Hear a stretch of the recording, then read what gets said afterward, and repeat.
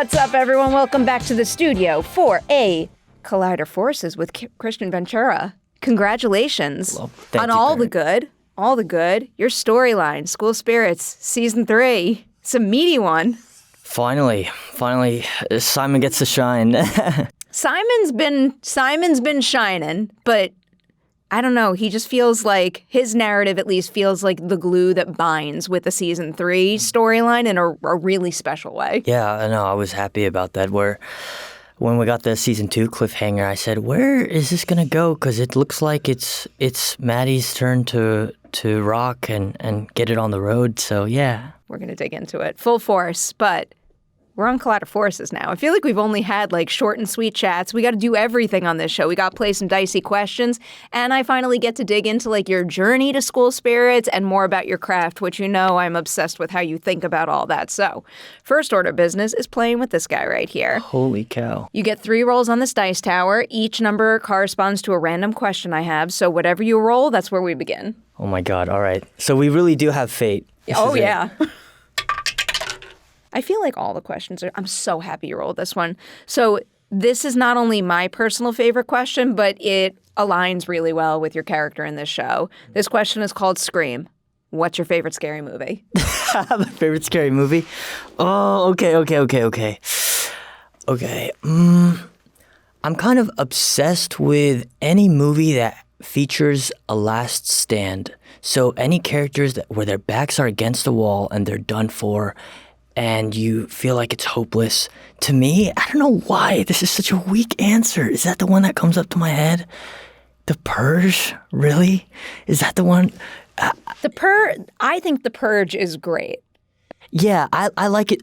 Of course, you know, when you watch a trailer, you're going to want to watch a movie like The Purge. I don't know why that comes up. Oh, yeah, I think I'll say The Purge. I mean, it's a brilliant concept that seems to become more and more disturbing by the day, but I'll never forget when that movie first hit theaters, what like an instant phenomenon it was. And, you know, I'm not going to say every Purge movie is as good as, I don't know, the first. Some people prefer the second with Anarchy, but like all of them explore that concept in a slightly different way. And I have a lot of respect for a film franchise that takes those little risks with that core concept that made it so popular. They need that. I mean, I think when I first watched The Purge, you don't walk the sidewalks the same because you look at everyone around you, you go, what would you do? And then you go, like, look at these stories of, like, people in war who eat each other and eat horses, and it's like, I don't trust anyone. I don't want to trust anyone. I think that's why I become a prepper.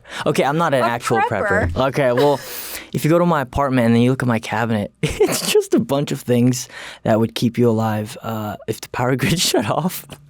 I mean... Is that stupid? No, I kind of get it. I see, and I never know what's real or what's not, so maybe I shouldn't put this out into the world, but every once in a while I'll see, like, a video warning you of something terrible that's bound to happen on TikTok, usually because they're trying to sell a product, like something to charge your phones or something, but, like, I think about that. I've watched a lot of movies. I know our reality in some senses, so I get it.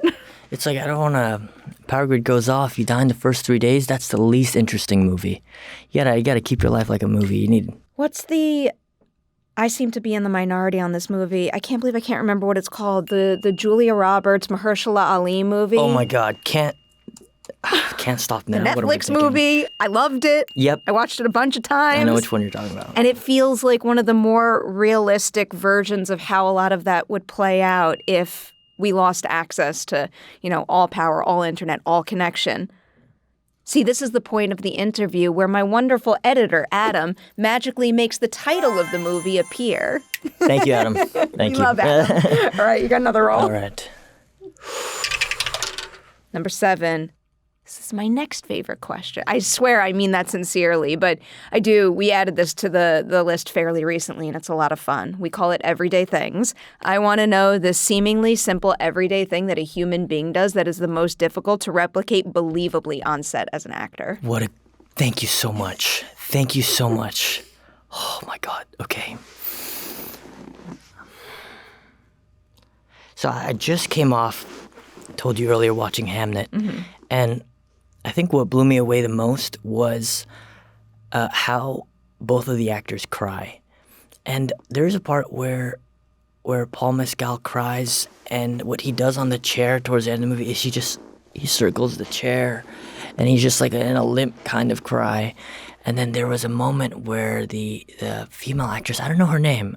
Jessie Buckley. Jessie Buckley. Oh, I have so many Jessie Buckley recommendations for you, and it makes me so excited. I'm so glad this movie made me find her, because I saw her. I thought what she was doing was credible. But one time when she was crying, I think it was right when that big moment happens, she let out a big cry, and then she went, and then returned to thinking. And I remember every time I'm like pulling over in my car in LA and just had a really bad day and you're just weeping, you have that moment of where you just kind of do that. But I'd say, like, okay, that's just off topic. It's just something that came recently. It's real, and it's something that usually gets, like, I don't know, like glossed over or cut for the sake of having a neat Hollywoodized version of crying. I'd say, look, I think the hardest thing to ever match is how people talk about unimportant things. That's all. I think when two characters talk about unimportant things, it's just because when you know that the film set is like 10 grand a minute, you want to make every line important. So you're standing in your mark and you know, dang, there's like 65 people employed here. Like, make it mean something. But there's a lot of throwaway, it's a bad word, but throwaway lines that make the audience feel like, okay, I'm entering a movie. Oh, this is real. That character sounds like my friend. It's that where the actor has to learn not to care less, but to not make everything the monologue. That's kind of hard, you know? You know who does that really good is Oscar Isaac in Ex Machina. He kind of says these lines like a bro, and Steven Yeun does that pretty well.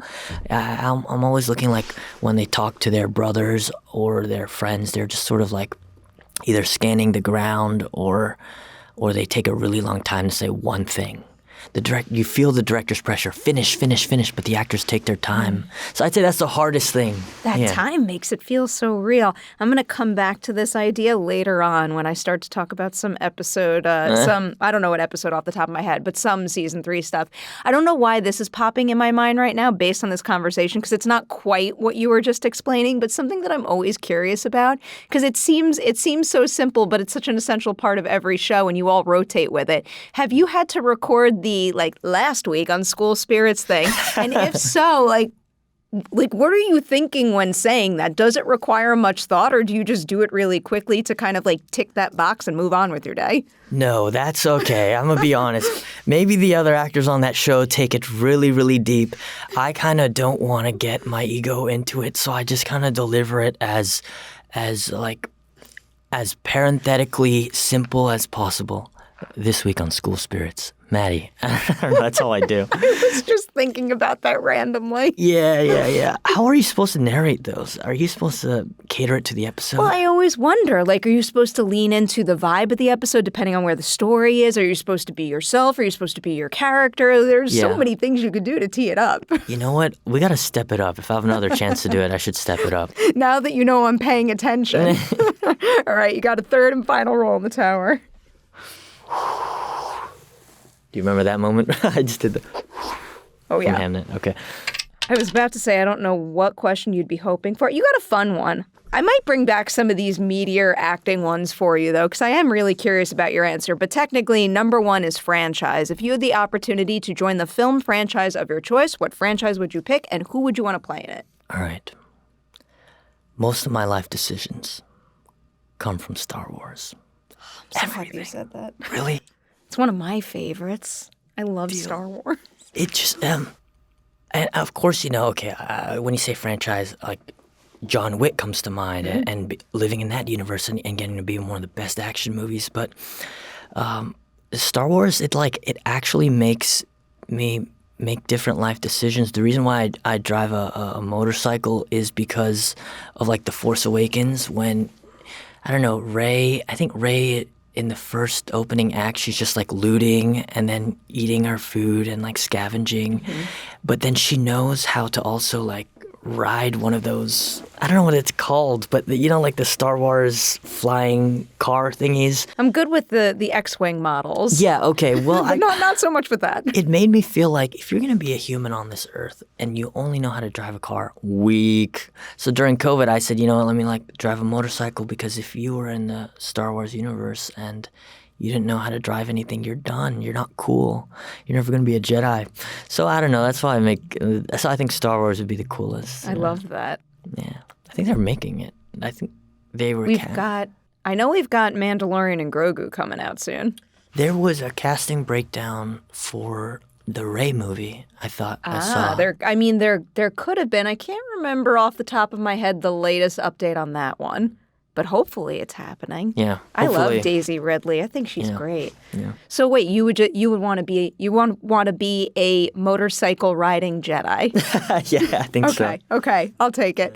All right, we're into the meat of the interview now. I'm so excited. I'm so excited for so many reasons. One, because I really respect the way you care about and talk about your craft. I love your work. One random thing that really excites me, though, is the fact that oftentimes when I prepare for these interviews, I'll use Wikipedia at least as step one, the bird's eye view. Why don't you have a Wikipedia page? I don't know. Yeah. I don't know why I don't have a Wikipedia. We're gonna build one right now, but I will say your personal website was very, very helpful with at least giving me some stepping stones to follow. But every single Collider Forces begins with this particular question. I need to know what movie you saw, performance you saw, or personal experience you had that first made you say to yourself, being an actor is the path for me. I think in a little after 2010, a movie came out called Cloud Atlas. There's no way you've seen it. You've seen Cloud. Oh my God, I'm going to cry. I vividly remember the Manhattan Theater I was sitting in when I saw Cloud Atlas. Okay. For some reason, everyone is naive at some point, and we're oblivious for the most part of our lives. But until that movie, after I watched it, I went, oh, so then movies actually tell you something. I thought you just go to hang out with your friends there. I don't know. It's weird how people grow up. I thought it was just the movies were a place where you get your soda, you get your popcorn, and you just have a good escape. But I watched Cloud Atlas and I said, I think they're intentional. I don't know why that came so late. I think I was 14, but... Beautiful experience to have. It was so clear what it was asking of me and what we do with our time. It kind of made it... It just told me that something's a little bit more important than our actions. It was trying to tell me as a kid there's something like a ripple effect throughout time that echoes some sort of moral principle. It's the reason why we're not animals. We can choose to be a little bit more than selfish. It did something, but that was the movie for me. But when I decided to be an actor was a little less dramatic. I was sitting in a computer lab in my senior year of high school, and they said, this is your college application session. Go ahead and apply to universities. And I had a problem because I didn't know out of the 125 majors and the UCLA thing, I didn't know which one to pick. So I looked to the person to the left of me and I said, yo, I don't know what to major in. And then she said, what's your favorite class? And I said, probably actually when I mascot at 8 o'clock for the football team. That's the only part of my day where I really felt the happiest. And she goes, go down to T. And I was like, okay. And I clicked theater. And because of her, I just auditioned for theater schools. Whatever the theater school was, I went. I just auditioned for everything. Chapman, UCLA theater, USC theater. And it was sort of just a pretty naive thing. What was my favorite part of the day? He was performing. Okay, click it, and then done. And then you're... That's incredible. I definitely thought that there was going to be, I don't know, maybe a little more pre-thought put into because I know you studied at USC, and based on everything I've read about your experience there, I don't know. It felt like all roads were probably leading there since the moment you were born. I don't know. That's incredible. Yeah, it kind of. I think that's the way I hope people make decisions is, wait, you first. What's your favorite part of the day? I want them to go with that. I'd love that. That's such a beautiful thing. Who is this person that told you that, and do you keep in touch with them? Oh, God, this is so embarrassing. Yeah, it was a girl. Oh God, I can't. It was a girl. Her name was Laura, and I don't know if I actually ever acknowledged that she was the one who did that, but I think she watched the show. We lightly keep in touch. Yeah. Thank you, Laura. Yeah, thanks, Laura. God. That's incredible. That's absolutely incredible. So ultimately, you wind up getting a BFA in acting from USC. I'm going to give you one of my absolute favorite questions to ask about studying in a program like that, because I always love emphasizing on Collider Forces that no one path to becoming an actor is the same. You could either choose to study in school or you could learn on the job. Whatever feels like the best fit is perfectly fine for you. And this question kind of leans into that. Can you tell me something you learned in that program that you still find yourself using frequently to this day, but then also something that all the schooling in the world never would have prepared you for when you hit your first professional set? Okay, 2 parts. Oh, yes. All right. Many of these will have 2 parts. I guess the most that I learned, I think the biggest takeaway from going to USC is that acting is about ideas. And as much as we want to focus on, let's say, building a character, which is really the fun part, we as actors are really there, standing there on your mark or on stage to demonstrate with full capacity what the writer wants. It's all about ideas, and I think the benefit of going to a university is they introduce you to those ideas. They give you the plays to read. So without ever stretching your mind, I'm so impressed by actors who don't get the training, because I certainly don't have the discipline to go ahead and look up the plays that would change how I think. So the university, I think, because it's composed of the right professors, they give you these plays to read, and you have to take it seriously. It can't be like a high school Quizlet. Someone look up what chapter, what the act was.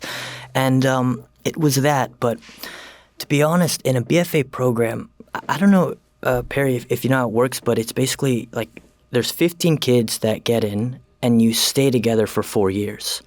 So you're in 8 classes with all these people from around the country. Some of them came from one girl from China, another one from Italy, and you're that 15th student, and you spend every day watching these gifted people perform, and you steal all that they have. It's like, I don't even think I am my own actor. I just think that I'm made of 14 other people. You know what I mean? Because there was this one kid, his name's Gore. He's this Armenian guy who every time he performed Shakespeare, everyone would just shit their pants because he took the words on, and USC even invented acting awards for him. That's how good he was. So I'm watching how is this guy so good at Shakespeare? What is it? And you listen, and he has I don't know, he's born with it, but it's in your bones what he does. And then there's this other actor who has Tourette's, and every time he acts, his tics stop. And so he is always locked in performance, and suddenly it doesn't happen anymore. You have all these gifted kids. And then so, I don't know, I credit that to the program because if you're watching those guys do their thing, you're going to be a different kind of actor. You're so observant. As you were explaining that, it was basically mirroring what you said at the Q&A the other night about watching the actors around you on the school spirit set. In particular, I remember what you said about Josh playing Mr. Martin and essentially trying to mimic what he did in, I guess, the first season, and just seeing the incredible nuance he brought to that character. It's just cool to see that through line in your whole journey. Yeah, I do. I honestly, I'm going to put this out there in the world. I wonder if other actors do that.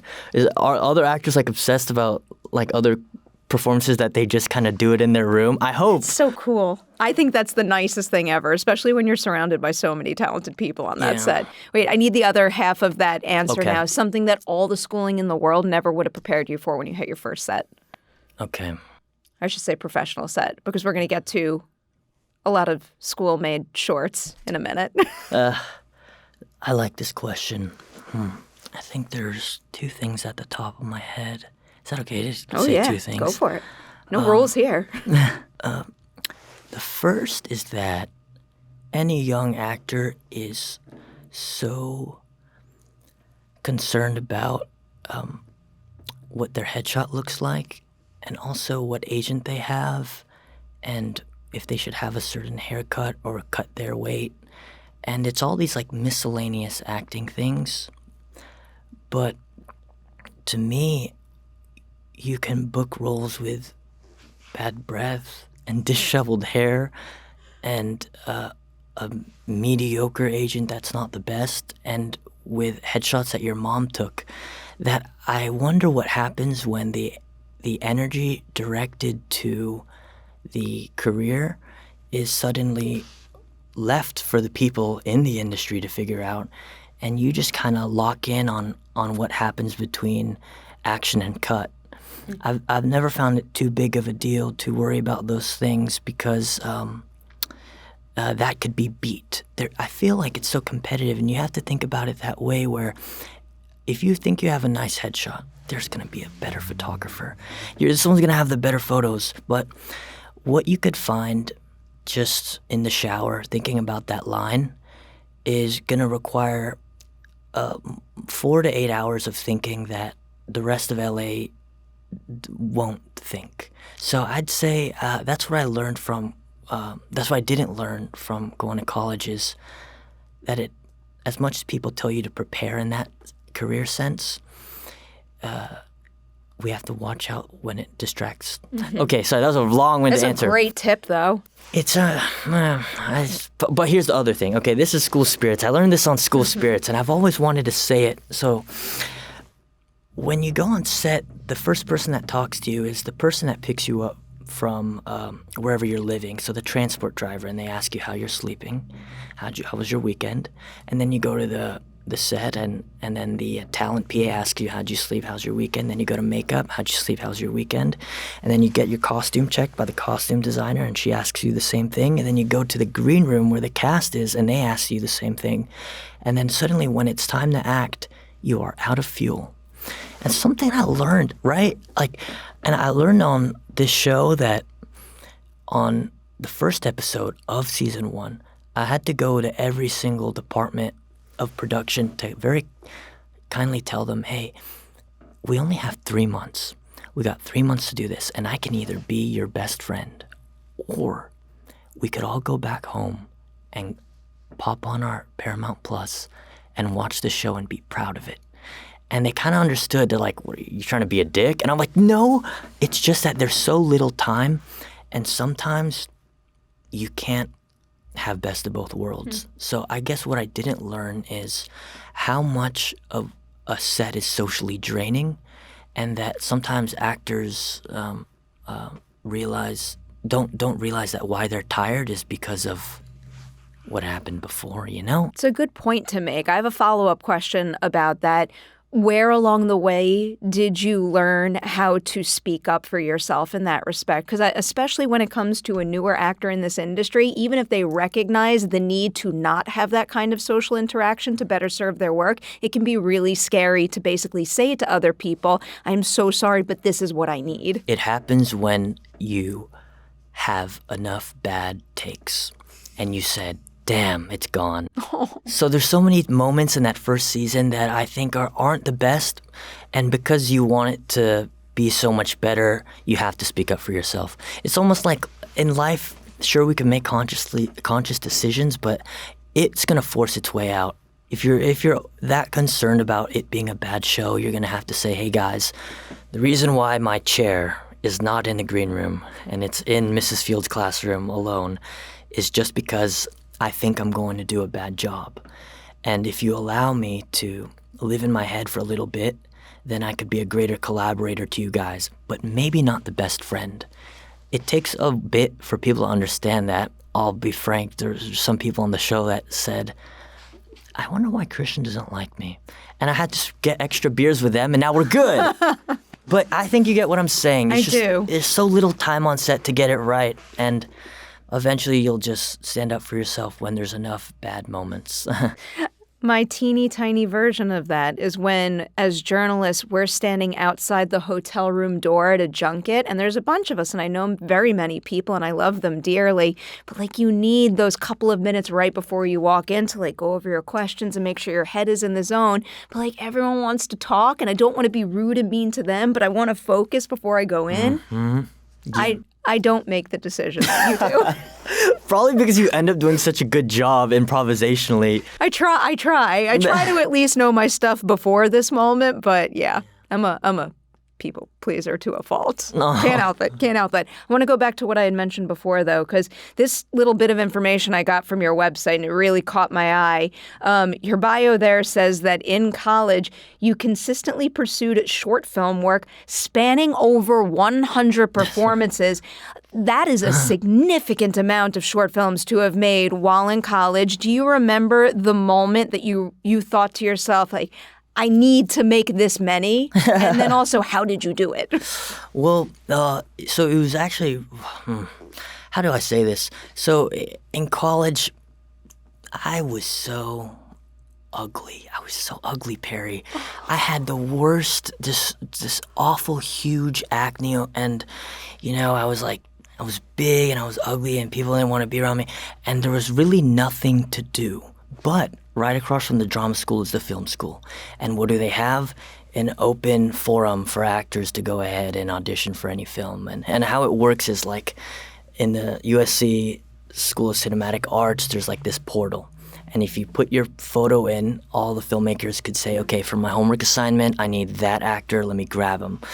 So I just sort of put my photo in there, and sometimes in a single weekend in college, because you're so free, you could do multiple films. You could do 3 films, because they're all the assignments are due at the same time, so the filmmakers need the actors. But if you're involved in too many clubs, no actors are available. So I was just a guy that was like, please, please, please, I want to do something. And I think what people or actors need to get used to is when they stand on their mark and they feel the pressure of 30 people looking at them, they could, I don't want to say like fumble and get nervous, but it's hard to concentrate on the character's thoughts.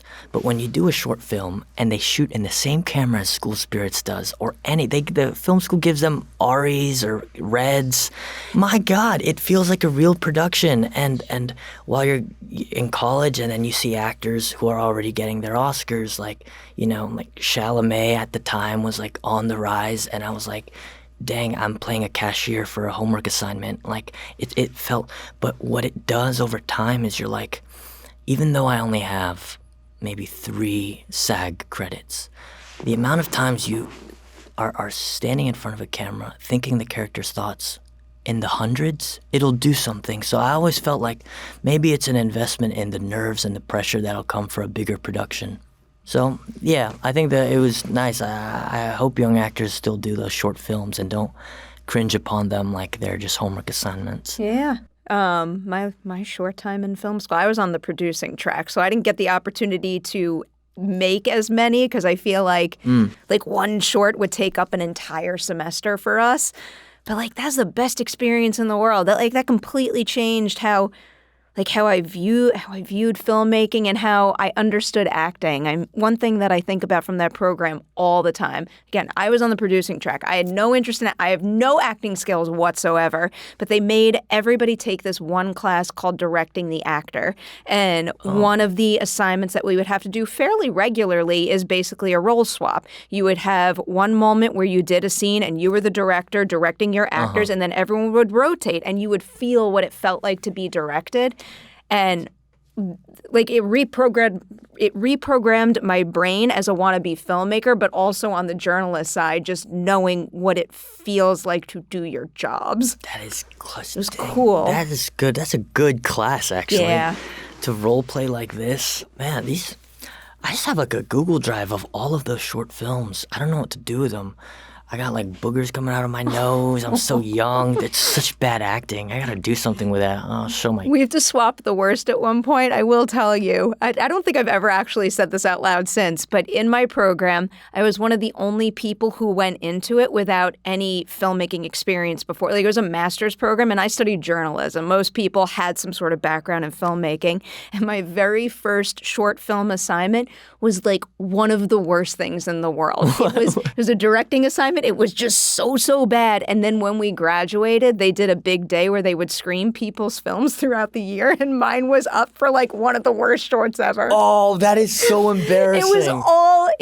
It was a fun-loving environment, and I had made things after that were just, it's like if that was down here, other things were through the roof.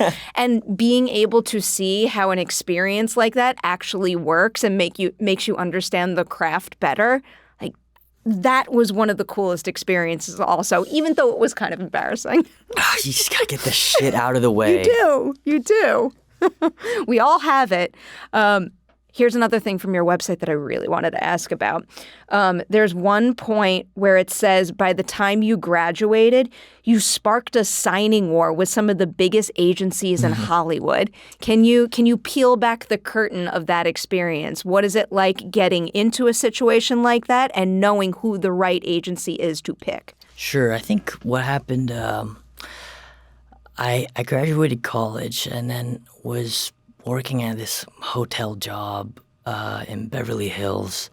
And I had a manager at the time who would send me out for roles.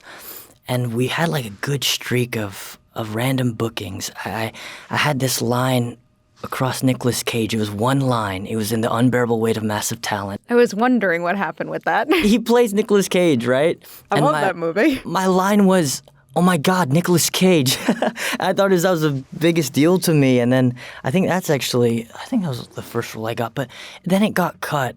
And then we started booking these other things. And they're like, okay, we're going to go ahead and set you up with some meetings.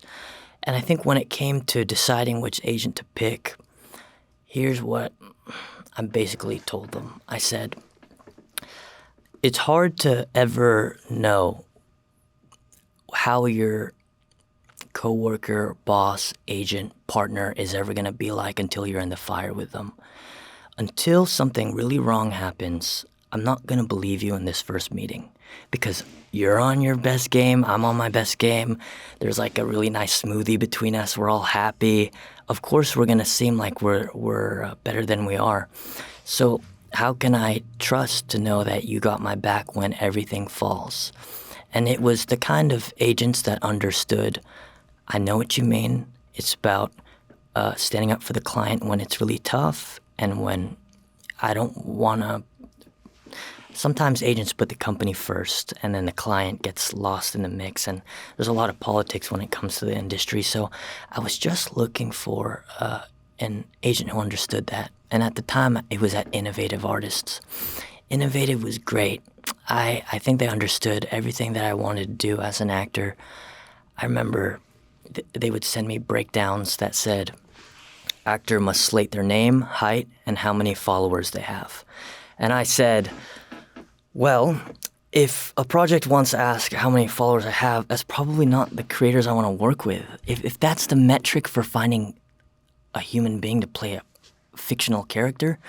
So Innovative was like, and that's why we signed you, is because we freaking hate this and we're sorry and we totally understand that. And you get people that understand where you're trying to go. So yeah, that's kind of what I put them. Yeah.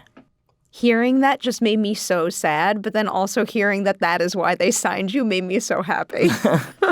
I don't like hearing that followers is a parameter for determining whether or not you should consider someone for a role. I know. I've heard that they've stopped. In the past few years, they stopped. Someone on the Collider Force's sibling series, Collider Ladies Night, someone recently came in and said something to the effect of, like, now it's cooler to have less followers. And I think she was kind of just making light of it. But I like to think that there is some truth to that. Because that can't be the be-all, end-all. All right. digging into the beginning of School Spirits. Now, first, just correct me if I'm wrong, just to get a little bit of a timeline here, but you booked School Spirits fairly soon after graduating, right? Yeah, I think in a year. Yeah. That is just so incredibly exciting. Given that you obviously had lots of experience working on those school short films, but working on a professional set is a completely different experience. So what would you say is the biggest learning curve you experience making the adjustment from one to the other? Although this kind of aligns with what you were saying earlier about finding time to, just be with yourself versus everybody around you. I would say, I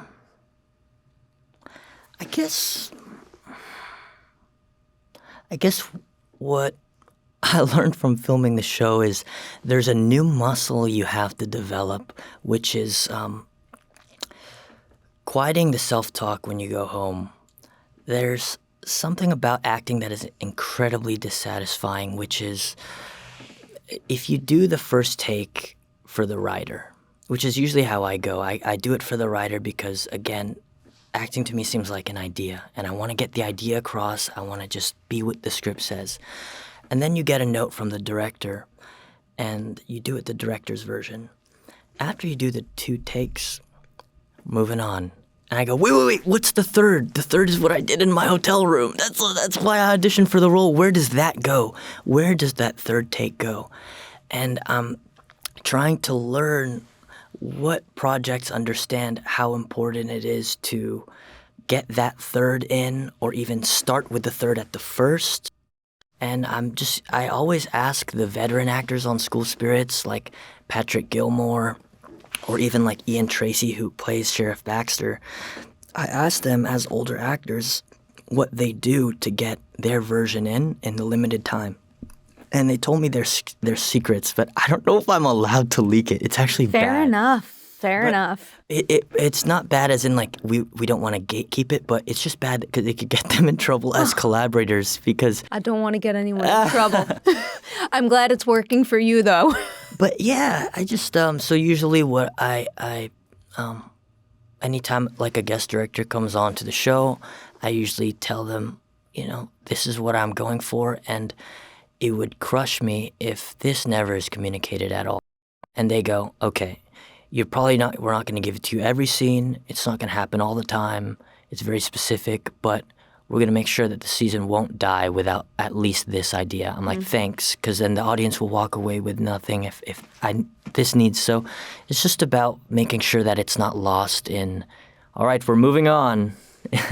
I feel bad asking this because... Got to recall a very specific moment, but can you give me an example? Something that you knew you needed to incorporate in your character's storyline or be able to do in a take that you communicated to a director and now we could see it in the finished series? In the pilot, there's a moment where Simon walks up to Miss Fields and he says, there's a problem. I think my friend is not just missing, I think she's in danger. And then she goes, let me hear you, Simon. And he makes his case about how it's like, he intuitively feels there's an issue. And when that teacher leaves the room, Simon kind of collapses his head on the desk and leans like this. Now, laying on this arm, I only did that because in high school, I saw one of my classmates cry in class. And the way she cried is she raised her hand to speak, and then she crumpled her head like this. And I always want to take whatever you see and just put it on film. Just put it on film. So the director had me just right here, and I asked Max Winkler, I said, can I do this? And most directors will say, that's 2 setups. Now I got to go here, and then I got to catch you over there. And he just goes, Tyler, get him. So they put the camera right there, and on film, I have this little moment. And that was just important to me because the pleasure of an actor is, again, what you can bring. Anyone could play Simon, But this elbow take moment, I told the girl, her name is Stephanie, I said, I remember when you cried, go watch the show. She goes, oh my God, I remember that. What a great memory. That's such a good... I really sincerely mean this because before you're like, any actor can play Simon, but every time I watch you in a scene, I'm like, that performance, I can't quite articulate why, but that performance feels so singular to you. And I feel like it's just all those types of thoughts and original ideas adding up. And it makes him feel like a whole human being, too. Yeah. It's so important. All right. All right. I'm going to ask you one big broad question. It's an acting technique question before I start to dig into season 3 specifics. That's when the interview will get a little interrogation-y. But first, because I love your approach to the craft and how much you think about the actors around you. So one of my favorite questions to ask. Can you tell me 2 actors in the School Spirit ensemble that have polar opposite approaches to their work, where when you are their primary scene partner, you know you're going to get a different acting experience? Oh, good one. Okay. You have so many more people to play with now, thanks to season 3. Let me think about this. What caught me most off guard in season 3 was how Josh Zuckerman works. This is how he actually works. Okay, we know I'm obsessed with him. Yes. All right? I love all his choices. The guy's amazing. But here's how he actually works. Before he ever does a moment, he asks a bajillion... He says, where's the eyeliner? Are you going to be right here? Can I have this? Actually, this is not enough wood. We need a little bit more wood. Okay, can I get a little bit of dust on my shoes? It makes more sense with Mr. Martin. And I'm like, holy crap. And what he'll do is he'll add to the scene like it's his own little artwork. And then I'm ready. And I thought, you motherfucker are so... And some actors won't like it like, okay, bro, I'm waiting on you, like TikTok. But I found it so impressive how he fills the scene because I'm not thinking about dust on my shoes or how much wood is on the floor for me to... He has so many things he fills in, so that is a different experience. He asks a bajillion questions. If you expect him to like get on his mark and just act, he's not going to do it. He won't do it. So that was one. Yeah, really, I wouldn't guess that. Last is Spencer MacPherson, who plays Xavier. He's a weirdo. Spencer's a weirdo. I love Spencer. If you open up his binder, the pages on his script are not white anymore. They're just black ink because he draws little pigeons and weird things and fucking... He's an artist too. He sketches. And then I looked at the back pages of the script, like, is it also going to be black? Yeah, it's black because what he does is it says IWYBNZY. And that's how he memorizes his lines. I will be your, So it's just like, it's so weird. The guy is so... Oh, that's fascinating. He's a very scientific kind of actor. And I was just so impressed at his preparation. So both of these actors just blew me away. Do you have any unusual, tips or tricks you lean on to learn your lines like that? Oh, to learn the lines? Yeah, it's kind of... People don't believe it, but I swear it works. I feel like the least preparation is lines, just because usually you're in a A, B scene, and whatever A says to you, B is the answer. So if your line is liquor store, you don't even have to memorize that because your mom says, where have you been? Liquor store. You party often? I don't drink. What do you have to memorize? You're listening to your scene partner. There's almost nothing to memorize. So I always felt that you read it through and then memorize. Yeah, I don't know why people have a hard time with their lines. I don't get it. Being in the moment, I get it. Yeah. All right, interrogation time. Okay. Here is one big thing that I wanted to ask about. I guess it's kind of more in general, season 3 versus all these other questions, which are very specifically tied to moments. But in general, up until this point, Simon's always been, kind of fiery and impulsive, but it almost feels to me like his pace has changed in season 3. There was urgency in season 1 and 2, but it's like going through the roof this time around. So I'm wondering if that was a deliberate choice, and if so, what was it like kind of reorientating yourself to that new pace? I think when I think about the pace, I just see a lot of scenes in my head where Simon doesn't like the people he's around. There's even a line where he offends them because he says, I don't belong here.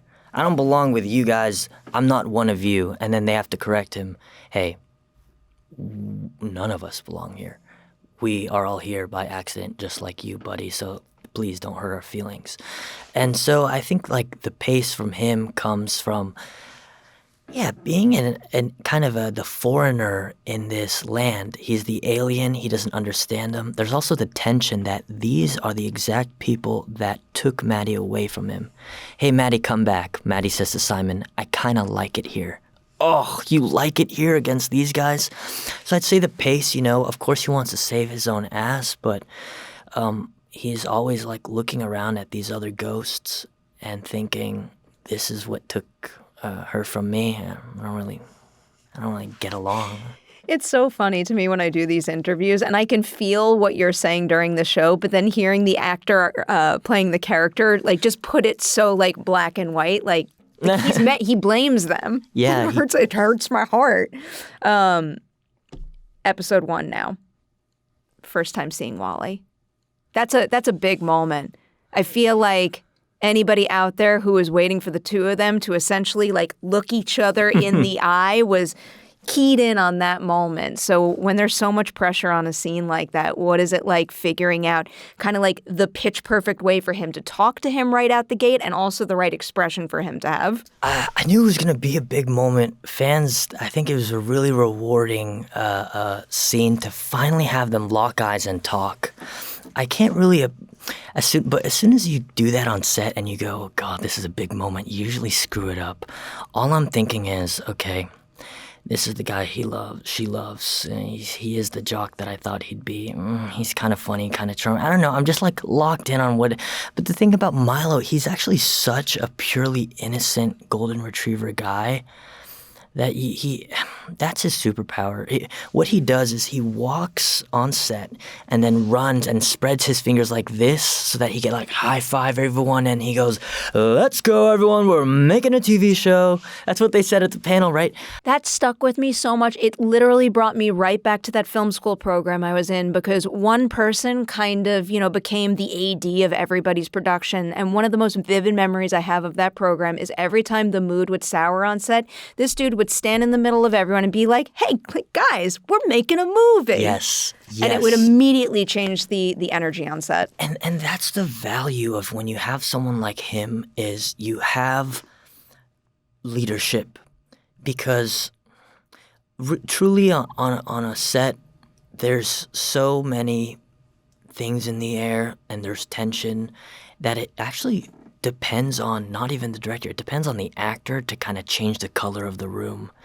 And I wish I had that, but you got to give it to him and give it where credit's due. Milo, like, undeniably is this sweet leader who is full of zero harm. And that's important when, like, you could be sweet, but if you have a bad tooth in you, you have a bad tooth. He is fully sweet. I'm like, if I throw a tomato at him, he's going to be, oh, tomato. Like, how do you hurt this guy? And I'm so glad because if you had, like, just grumpy me in my chair, it's going to be a really bad production. I adore him. Like, he is just so perfect. I mean, I think it's true of your entire cast. Everyone's just, like, so incredibly well-suited to their character. So, this is a broader question that I had jotted down. I guess I'll ask it. I am kind of curious.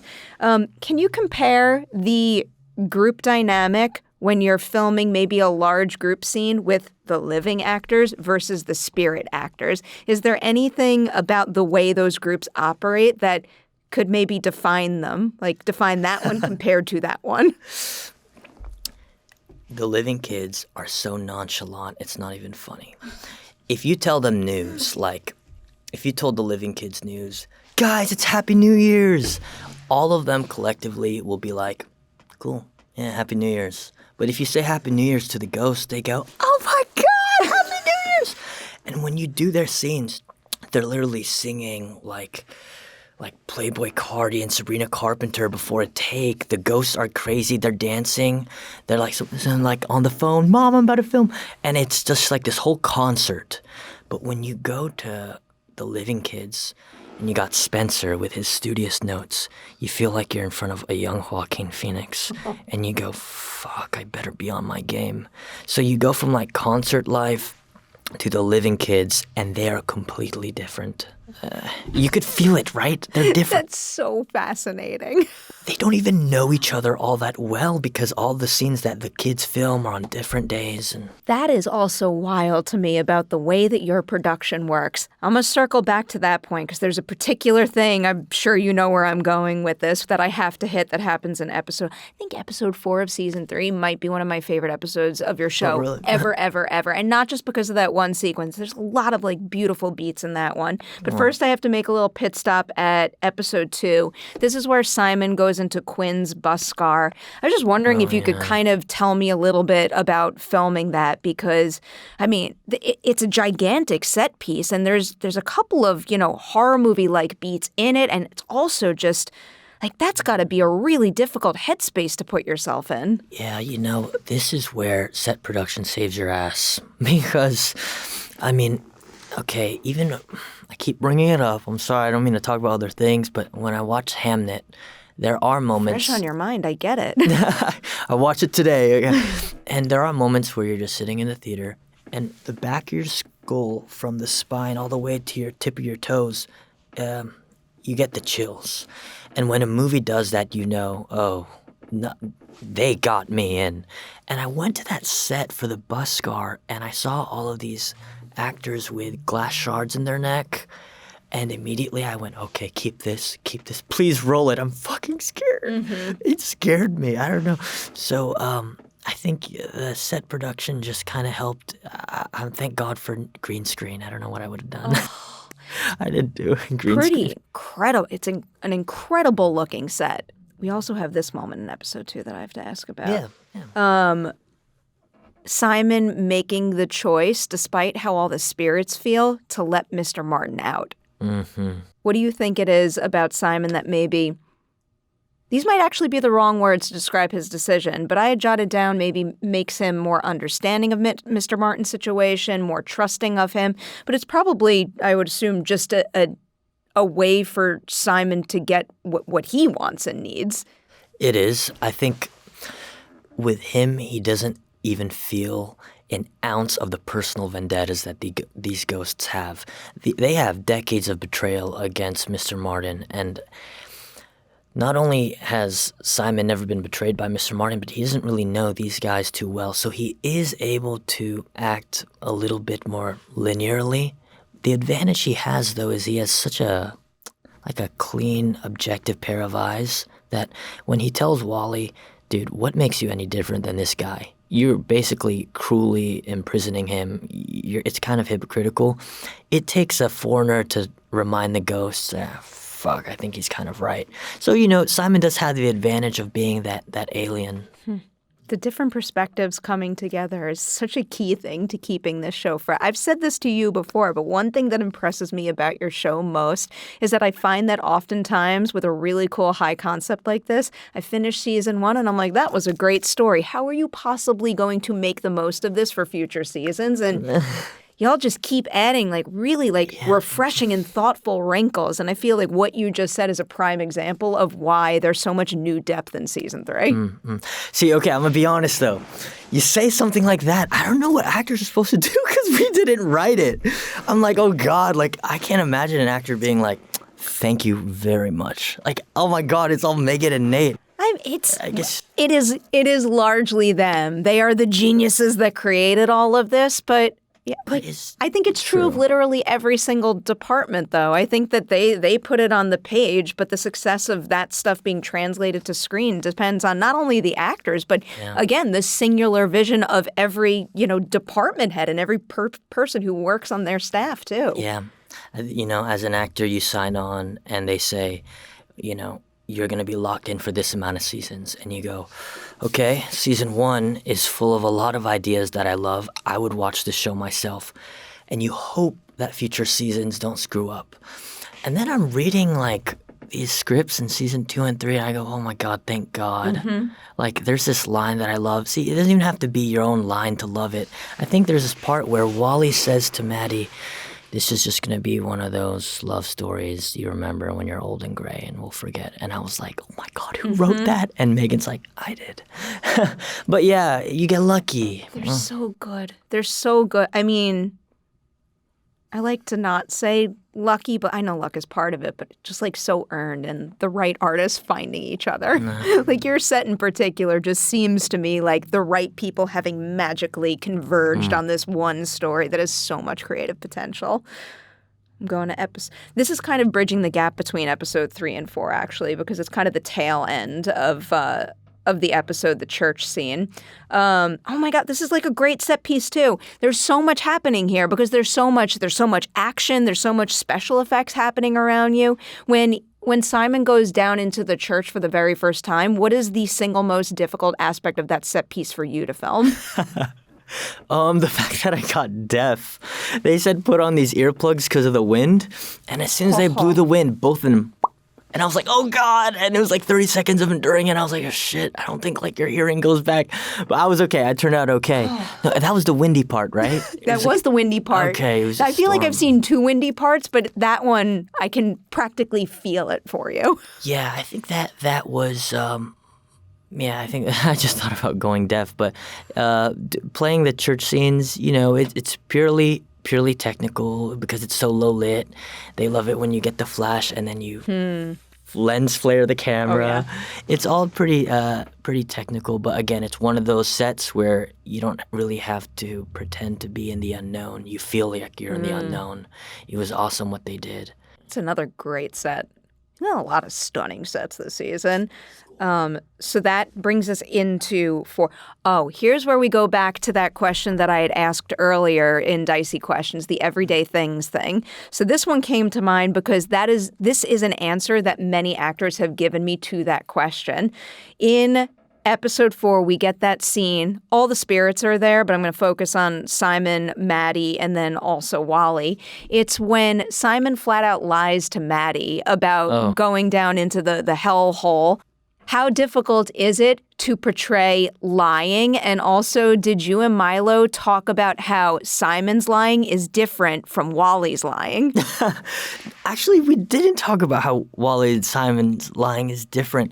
Though I remember this was a conversation with, I think that was with Brian Danley. That was episode 3, right? That was episode 3? I think it's at the beginning of 4. Okay, so that's still Brian Danley. I remember that. So what was that conversation about lying? I mean, at first glance, anytime I look at a character lying, you just don't want to dumb the audience down. I mean, come on. Like, the amount of movies that are just like, no one's going to believe you if you're talking like that. So I don't know. I don't really know how to talk about it. I guess you say the line like it's the truth. Character exits, and then you can allow for a moment of guilt or regret. But Simon is intelligent enough to be a good liar. He could be lying all the time. He is a good liar in that scene, but I bring up Milo too because I love the fact that like your lying feels a little different than his, but he never teeters over into like she's gonna tell he's lying. Like there's just enough I don't know, sincerity to it that I gotta look out for that. It's a cool little moment there. I like it quite a bit. What did I write down here? I wrote down a whole bunch of lines. Oh, I think this is what happens right after. Oh, it's just lines that I like, and I like the tone of the delivery here. It's the scene that happens right after. It's a conversation between Simon and Wally, and Simon says to him, I didn't make you do a thing. You could have told her the truth, but you didn't. And to be clear, I'll gladly go back and tell her that you lied if you don't let me back in. And then in the saddest way imaginable, Milo says, you played me. That's right. He's just, Simon is ready to do whatever it takes to get whatever he needs in this situation. And I've got to understand it because his life is on the line here. Oh my God. That moment was just that was the equivalent of 2 guys playing chess. But, Simon was 5 steps ahead and he thought that it was a practice game. Yeah, when Wally found out that he got played, that was messed up. I think that broke a lot of trust. But yeah, Simon actually is pretty deceitful. Oh my God. I was like, dude, that's a little mean. He comes back from it though really well in another scene. But one other thing that had just crossed my mind as I was reading that. So, and also it kind of ties back into like the different pace of Simon this season. Like there is great urgency for him to find his way out. And I understand he wants to live his life, but what would you say is his top priority? Like what makes him want to get out of there and back to the land of the living most? Is it just wanting to live life? Is it wanting to reunite with Maddie? Something else entirely, you name it. Well, I think as people we're pretty possessive over what we find good, right? And there's so many few good things because school is going to suck, work is going to suck, the drive is going to suck. But then you have someone waiting for you on the other side. Maddie is good. So whatever that is in his brain that says, I have to protect this because that's really the only thing that is good in this 24-hour schedule, I think that's what he's going towards. For some people, that is a place or even like a type of work. For him, the only thing that's good is Maddie. So I think his driving force is, I'm trying to get back to where she is now because we switched turns, yeah. Their connection is something else. Oh, this is also in episode 4. This is more.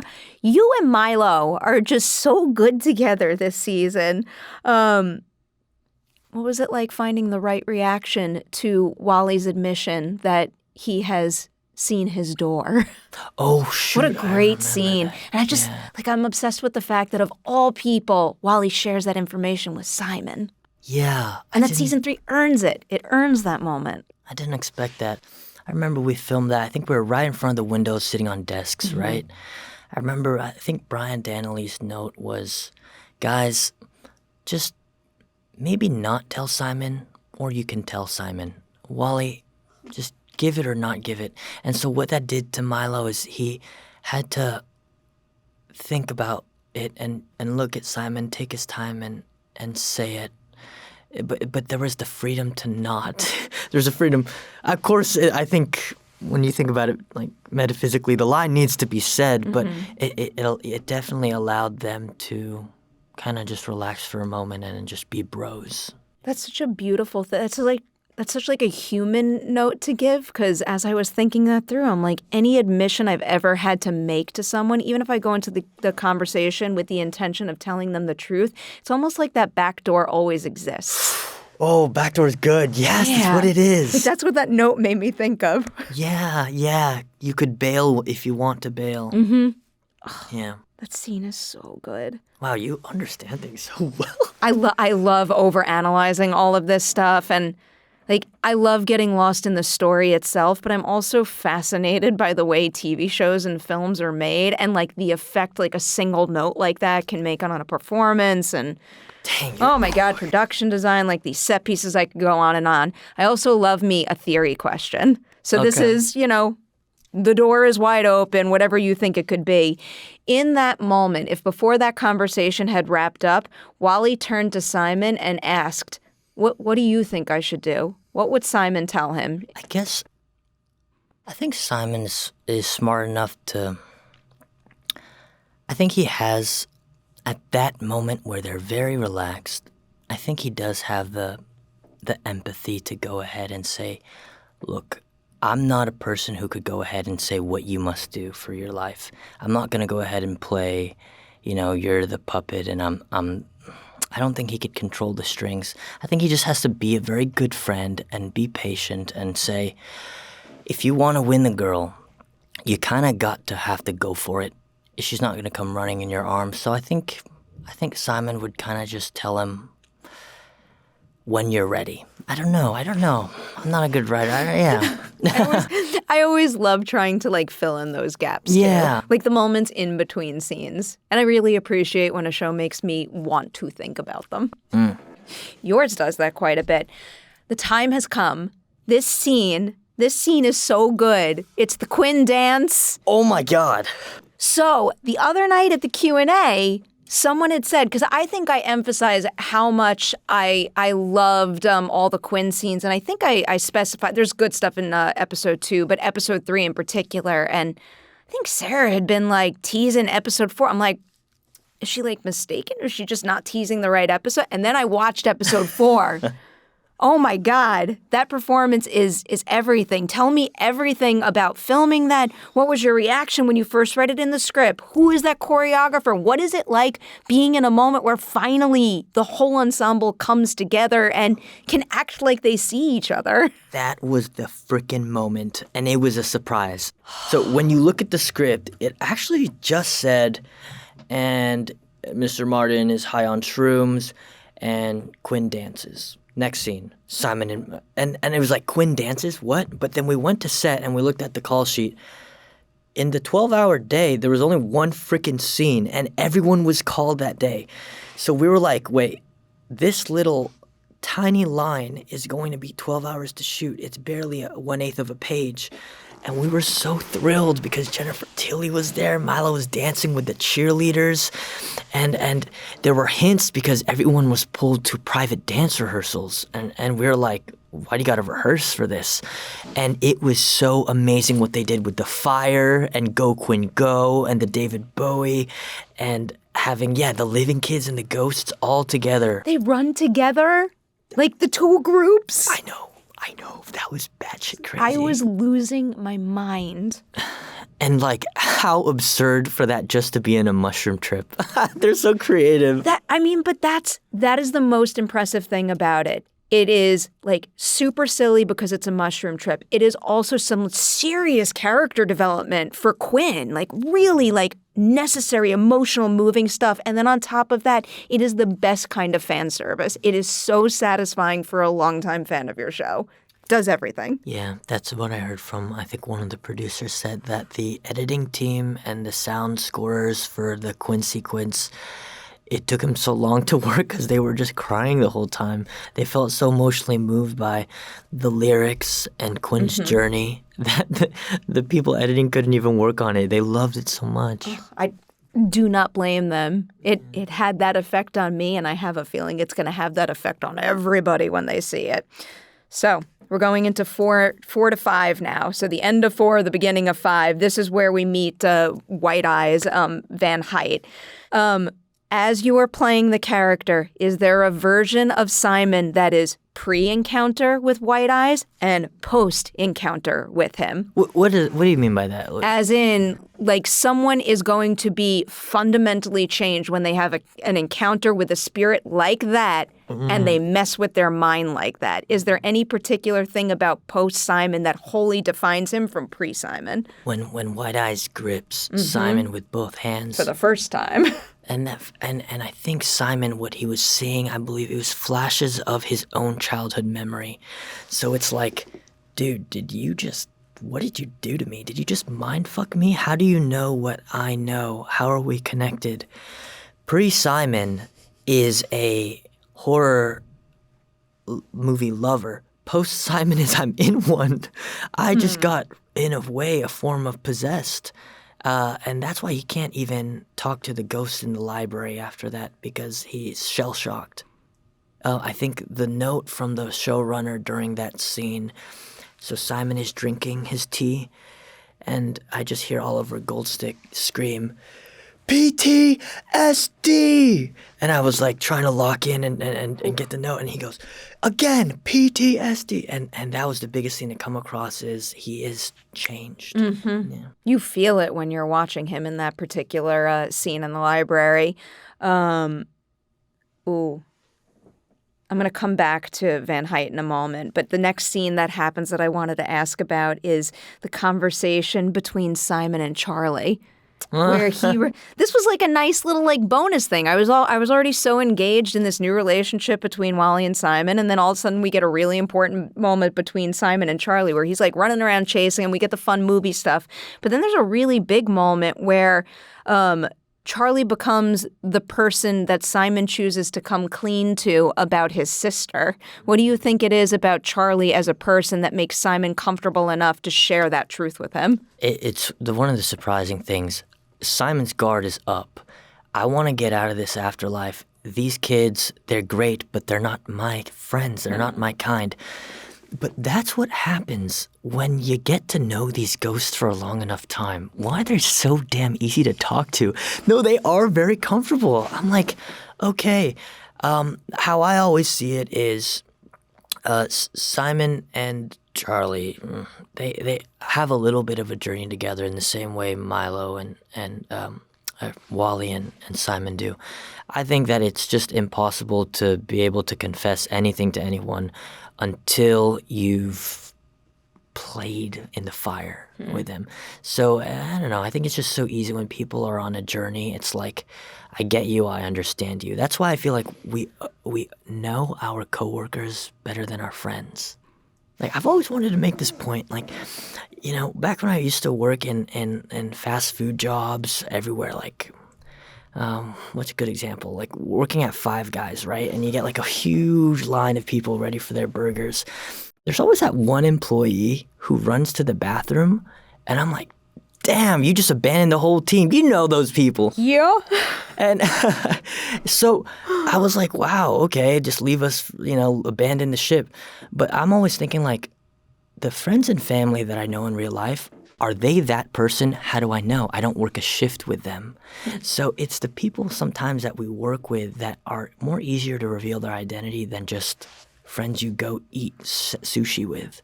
So I think... Interesting. You know what I mean? That's my theory about people. You kind of got to go through the shits. And that was my whole thing for a while. You know, just as a person, I always thought, like, whether I find a girlfriend and I get married, I hope she's the kind of person in the shift who's like not texting in the bathroom but wants to help the people. Like, how am I gonna know? I guess I gotta put like a hidden camera at her work and be like, yeah, you're a good coworker. Like, don't be like that way. It is true. You know?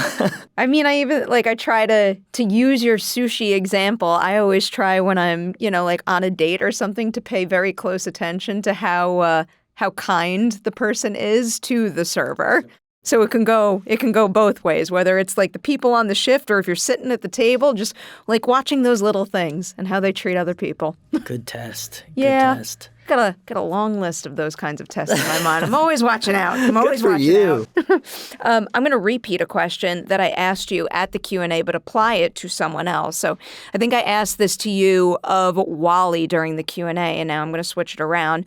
What do you think Simon stands to gain from meeting his biological sister? This might be a tough question because I don't want to spoil anything with that storyline. Will this be released after?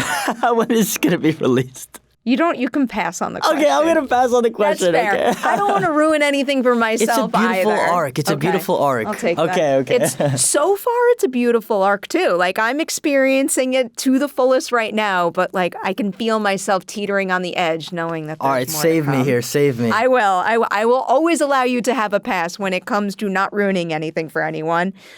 This last question brings me back to Van Height. What do you guys call him? Are you calling him Van Height at this point or White Eyes? Call him White Eyes. Okay, White Eyes. I'm gonna keep going with White Eyes then. So like this is the second time he kind of gets grabbed, and Quinn comes out of nowhere to help Simon and like goes to hit White Eyes so he'd let go. Obviously Quinn misses, but the question is more so about what Simon yells to Quinn. Simon yells, "No, don't." Yeah. One would think that a person would want to be saved if they're in that situation. Why does he yell, "No, don't"? Because Quinn is ruining the only rope that I have to survival. Come on. I mean, it's kind of like, I don't know what's a good example. Here's the weakest example. Okay, bleaching my hair, all right? What's going to happen? They bleach your hair and they told me, hey, this is going to hurt. I'm like, how long is it going to hurt? And they say 30 minutes. Have you ever bleached your head before? I'm sorry, bleaching your hair hurts? Oh my God, it stings and you actually start to bleed. You have like little bits of blood on your scalp. Yeah, I don't know why I did it, but it's almost like, and then you hear the Korean hairstylist go, "Beauty is pain, Christian, beauty is pain." Oh. I'm like, oh God. So, okay, why did I bring up that example? I think it's just because obviously, in Simon's headspace, he would rather go through the 30 minutes of pain than not getting to the end result. To end it prematurely ruins everything. He wants Wide Eyes, an answer from Wide Eyes. So it was so sad that he got beat up with that wooden plank. I wanted to do that stunt so bad, by the way. They wouldn't let me. Yeah, I kind of understand that. But yeah, I think she was just trying to end it too prematurely is all. willing to put everything on the line to get answers. Like it feels like, maybe filter's not the right word, but I guess it'll get the point across clearly if I can't think of the right word. It's like he's got like no filter, like no. Yeah. Like he doesn't, like, he's just completely obliterated the need to set any boundaries. He's just going to go like head first into the darkness no matter what lies ahead to get what he wants. And that makes me so nervous for him. Quite literally, there's a moment where he hears some sounds in the forest. I think it was in the second season, and he hits the sound and he runs to the sound, even though that sound could have been a weapon or a gun or a wolf or an animal. And that's the thing about Simon that I'm so surprised every time is the dude is kind of stupid. How dumb do you have to be to put your life like that all the time? But he goes forward. His heart's first. His crazy guy. Crazy guy. I guess if you're going to make decisions like that, making them at least in a heart-forward manner I know. I have respect for that to a degree. We have hit the very last question of Collider Forces. Every single episode of this show ends with this particular question. In film and television, we give each other awards. That is great. We should keep on doing that. I find that nobody stops to tell themselves good job as much as they should. So I want to know something you accomplished making School Spirit Season 3 that you know you'll always be able to look back on and say, you know what? I am really proud of what I did there. Oh, God. Wow. Jesus, Perri. Why do you gotta do this like to making me? co-stars give each other flowers, but sometimes you got to give yourself those flowers. Okay, this is going to be so stupid, all right? But, again, a whole season long is just dissatisfaction with how well you did. There's so much self-hatred in any kind of work, you know? I could have done a better job. I wish I had enough time. But ever since I came back from Canada, I was always content with just one thing. And I think that's how life works, is that you could have a whole season of rain and you just think about the one sunny day. The sunny day for me was towards the end of the season. There is going to be a moment where Simon is talking to Wide Eyes, and he's quite emotional. And I'm always interested in what I call like CCTV acting, where I'm trying to act like there's a CCTV camera and you guys are just watching in. Like the mannerisms of people that we know, and then we watch it in theaters and we go, that's my best friend. So there was this moment that I threw into the show, and it's the only thing I'm proud of. I don't like watching the other episodes, but this one moment was when he was talking to Wide Eyes, and he's quite emotional. And just a few days before the scene, I watched this interview with Mike Tyson, and he's sitting just like this with a mic and on a podcast. And what he did with his voice was so organic. They asked him an emotional question, and his throat tightened, and this is how he sounded like. He sounded like, I was a monster. And I was like, fuck, if I did that on a film set, they'd tell me, what are you doing? Can you not say the line, like use your normal voice? But I saved that, and I was like, this is something here. I want to see that in a movie, because Mike Tyson he's a guy who's not full of bullshit. He really meant it. So in a scene with Wide Eyes, Simon's voice is just this. It's so stupid, but I tell all my friends, guys, Mike Tyson's in the show, Mike Tyson's in the show. Now, okay, I'm going to be honest. I went to ADR. They cut it. They cut it. This is what happened. We did it 4 times. I did it 3 times. And on the 4th, the showrunner said, perfect, we're just going to do it for clean audio. But here's the thing. Even as an actor, when you don't get your choices into the show or the film, you're just happy that you got to do it, that you wanted to do it. So it didn't like make it in, but I'm just happy that I was able to find a little nugget of real life and put it in there. For me, I'm like, okay, maybe I did do one good thing this season. Oh, you've done many a good thing thus far. I've seen through again, I've seen through episode 5, and chill. You're all like Deliverance so big. I'm so like attached. I feel like the effectiveness of the Quinn dance sequence, especially the moment when they run towards each other, like how much you feel while you're watching, that really speaks to how damn good the writing, of course, but also the performances are. Like, there's a real attachment there. I saw a Reddit post, and I had forwarded it to Megan and Nate. It was someone who said on a thread, they said, it was really beautiful, honestly, and I don't want to hype it up too much, but it did actually mean something to me. They said, guys, does anyone find that after the day becomes too difficult, you need to return to this show?